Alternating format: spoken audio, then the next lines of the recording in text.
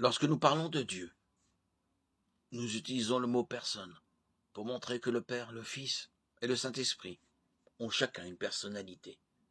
C'est-à-dire que le Père, le Fils et le Saint-Esprit ont chacun un intellect, une émotion et une volonté. Tout être doté d'une rationalité, d'une émotion et d'une volonté peut être considéré comme une personne. Ainsi, les êtres humains sont des personnes, mais aussi les êtres angéliques et l'être divin. La définition de personne ne peut pas inclure la dimension physique pour la simple raison que les êtres humains ne cessent pas d'être des personnes après la mort.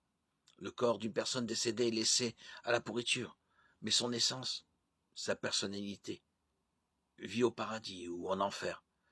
Lorsque nous parlons de Dieu existant en trois personnes, nous voulons dire que l'existence de Dieu est composée de trois centres distincts d'intellect, d'émotion et de volonté.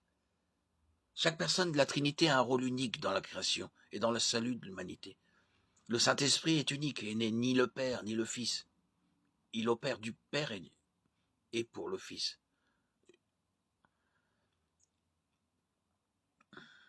Jean 15, 26. Le Père et le Fils sont également uniques lorsque Jésus a prié le Père. Il ne se priait pas lui-même. Luc 23, 34. Chacun est Dieu, mais chacun est une personne distincte. L'utilisation du mot personne est l'un des seuls moyens dont dispose le langage humain pour décrire ce concept. Les trois personnes de la Trinité constituent le Dieu unique et parfaitement unifié.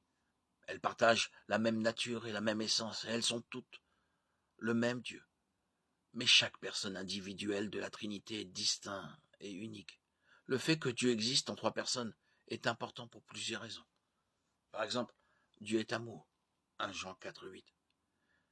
Mais dans l'éternité passée, avant que Dieu ne crée un autre être, aurait-il pu être vraiment amour? Autrement dit, l'amour peut-il exister là où il n'y a personne à aimer? Parce que Dieu existe en trois personnes conjointement égales et éternelles, l'amour existe aussi. L'amour éternel a été exprimé éternellement parmi les personnes de la divinité. Le Père, le Fils et l'Esprit se sont toujours aimés. Et donc, l'amour est éternel.